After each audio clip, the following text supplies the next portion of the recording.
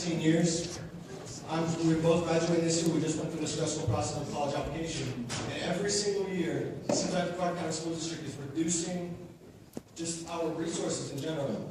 At this point of the year, at this point of my education, I still did not get a piece of paper and a pencil from a teacher without her complaining, thinking that she won't get it back because she doesn't have those funds. Those come out of her own pocket. So I want to know what has happened for the last 13 years so that at this point, when I'm a high school senior, I can't get the resources I need to be competitive with every other state in the nation.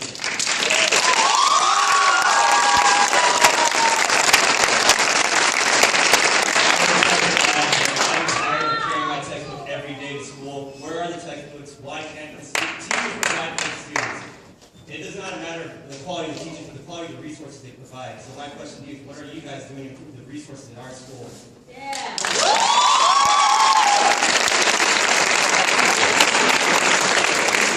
Fantastic, gentlemen. Thank you for coming up and to bring on the house, right? You've asked two very important and great questions. I have a senior in high school right now, too. He goes to Desert Oasis, and I've complained for 3 years in a row now about him not having a textbook in chemistry class. Let me tell you what happened. We went broke in the state a few years back, and before I became a legislator, the textbook fund was wiped out. And they used that money for something else. I was at Durango High School 3 months ago in the classroom, and that's when I first learned that you didn't have working heat and air. Talking about that. The resources you're talking about have been fought for to no avail. Frankly, we tried to get it, and we've just not been able to convince enough people, i.e., 2/3 of people, to raise funds and provide the money needed for our Clark County school system and our system throughout the state. As we said on this panel today, I think the opportunity presents itself this time. There are a lot of things that have to be worked out nonetheless. But you know, the 10 members, 9 or 8, depending upon who's around when we vote, of our caucus, we're determined to try to continue to do that. We're going to make certain that, again, that the teachers aren't hurt, and that other aspects of our society aren't dramatically affected negatively. But we are determined to continue what we've always done, and that's fight to get the money into those schools so that you, by the time you get become a senior in high school, are well prepared to do what you need to do going forward.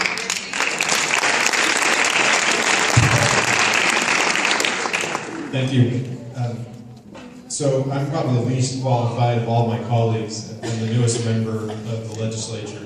And I can tell you, I want to leave you with a more, I hope, hopeful view of the future. I've known Brian Sandoval for 30 years. And when you talk about a commitment from a person who's in his second term of office to try to deliver $1 billion of new revenue, heavily focused on the education area of our community.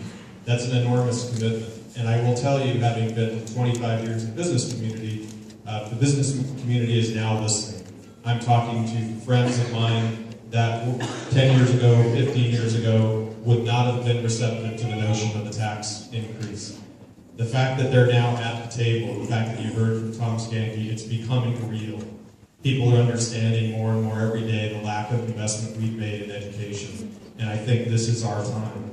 With that, and I want to add my piece to this, I don't know as much about the technical side, if you can impart to the people that you know in the business community, whether it's your husbands, your wives, your sisters, your brothers, your community leaders, your churchgoers, let them know how important this bill is for funding education. It's really important that they hear from you.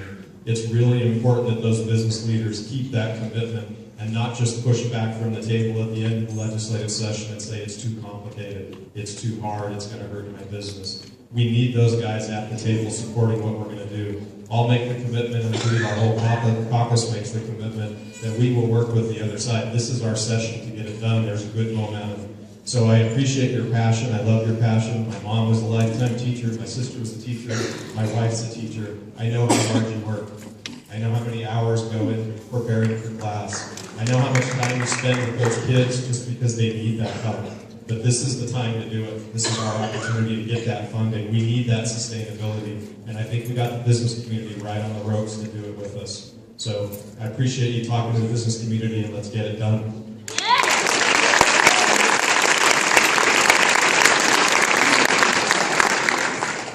So again, that concludes today, I would encourage all of you to do a couple things. One, if you have questions that you weren't able to express today, please submit those to your respective legislator. The other thing I would ask is if you do not see your legislator sitting on this stage today, please reach out to them. Ask them where were they. And then also ask them those same questions you've asked many of them to do. With that being said, give yourselves a round of applause for sitting through this and asking some questions.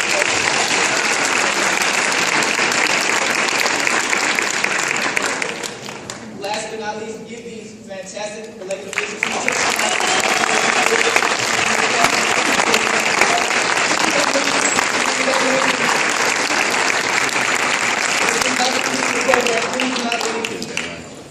With that being said, I want to say from the bottom of my heart, I appreciate you all being here, doing the type of work that I do can drain you.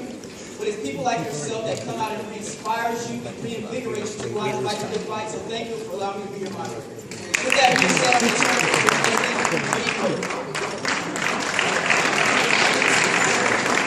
Thank you, Jovan.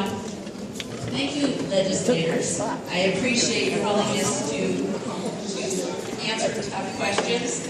I know we'll continue to have tough questions for you. I want to thank all of you who came today for joining us when we could bring Carson City to you. We're going to have another opportunity for you to meet legislators and to talk to Governor Sandoval on March 30th. We are going to go up to the legislature, and we invite all of you to join us. Please mark that on your calendar. I think you have a